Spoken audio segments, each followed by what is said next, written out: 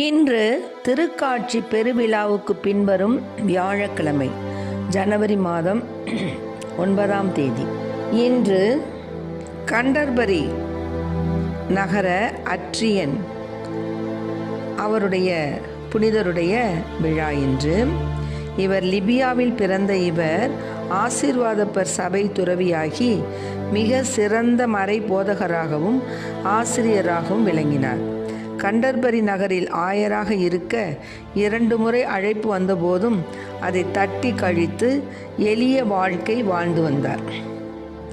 இன்று தேவன் நமக்கு தரும் ஜீவ நீரூற்றான இறை வார்த்தைகள் புனித லூக்கா எழுதிய நற்செய்தி இயல் 4 இறை வார்த்தைகள் 14 22 முடிய.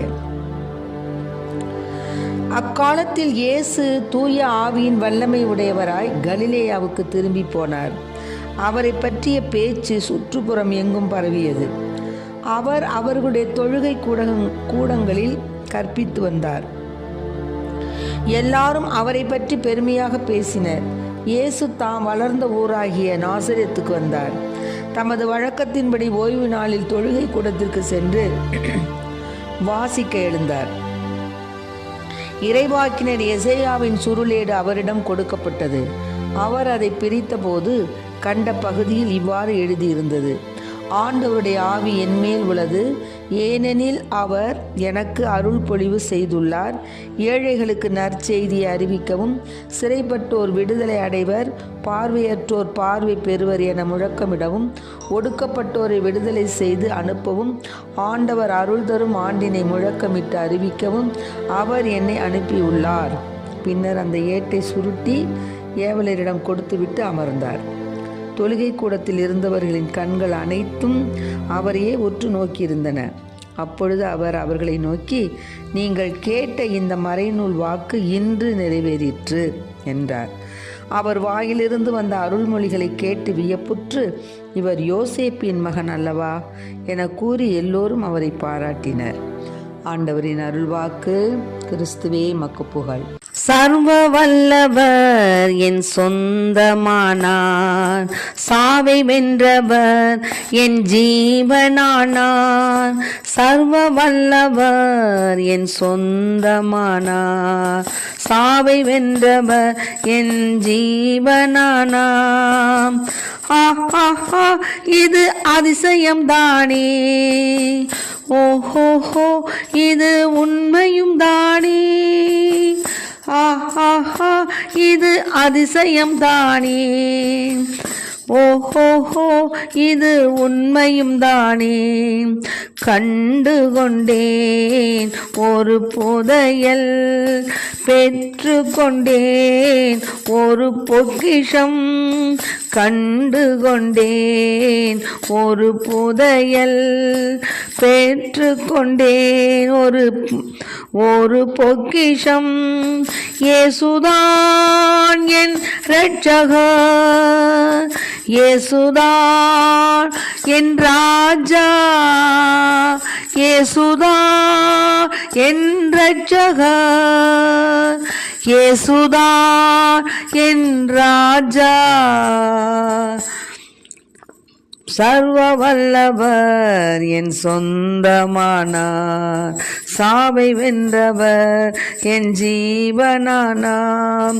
சர்வ வல்லவர் என் எஜமானன், சாவை வென்றவர் என் ஜீவனானாம். இன்றைக்கு நம் தேவன் தரும் ஜீவ நீரூற்றான இறை வார்த்தைகளை கேட்டோம்.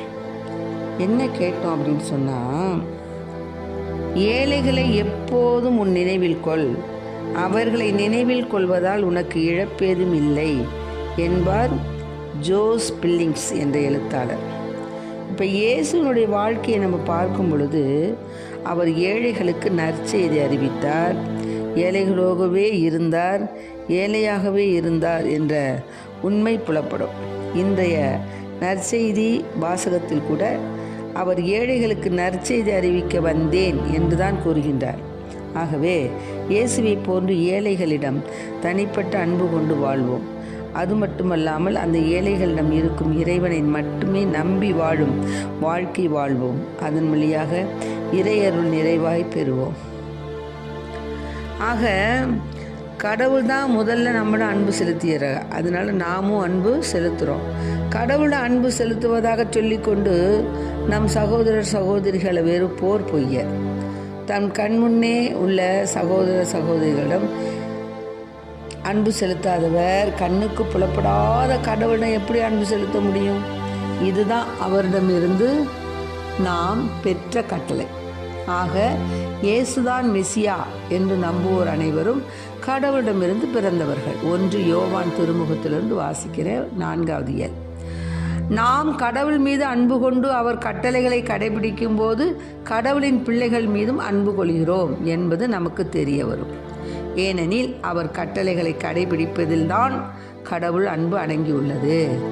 அவர் கட்டளைகள் நமக்கு சுமையாய் இருப்பதில்லை. ஏனெனில் கடவுளிடமிருந்து பிறக்கும் அனைத்தும் உலகை வெல்லும். உலகை வெல்லுவது நம் நம்பிக்கையே.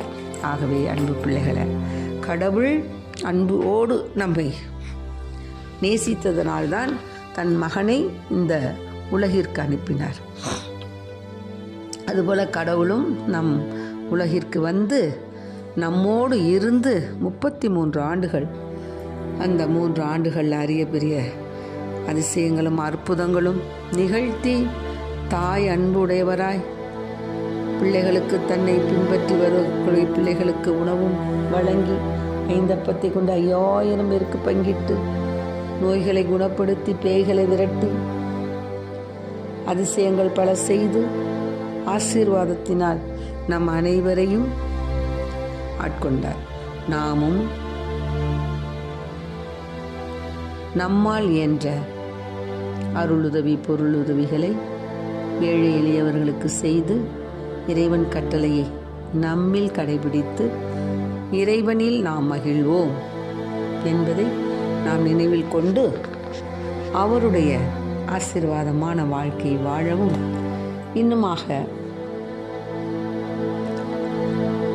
திருமுழுக்கு நிகழ்வில் தூய ஆவியாரின் ஆற்றலால் நிரப்பப்பட்டு நீரே என் அன்பார்ந்த மகன் என்ற தந்தையின் அங்கீகாரத்தை பெற்ற நிலையில் தன் எதிர்கால பணியின் திட்டத்தை உலகிற்கு தெரிவிக்கிறார்.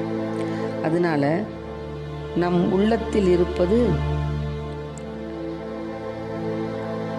பிற பார்வைக்கு நாம் நமது செயல்களினால் தான் அதை செயலாற்ற முடியும். ஆகவே நாம் இறைவனுடைய அன்பு சீடர்களாக வாழ்ந்து அன்றாடம் தூய ஆவியாரின் வல்லமையால் நிரப்பி இயேசுவின் பணியை தொடர்வோம். ஆமேன். Praise the Lord. மரியே வாழ்க. இயேசுவுக்கு புகழ், இயேசுவுக்கு நன்றி. இயேசுவின் இரத்தம் எங்கள் ஜெயம்.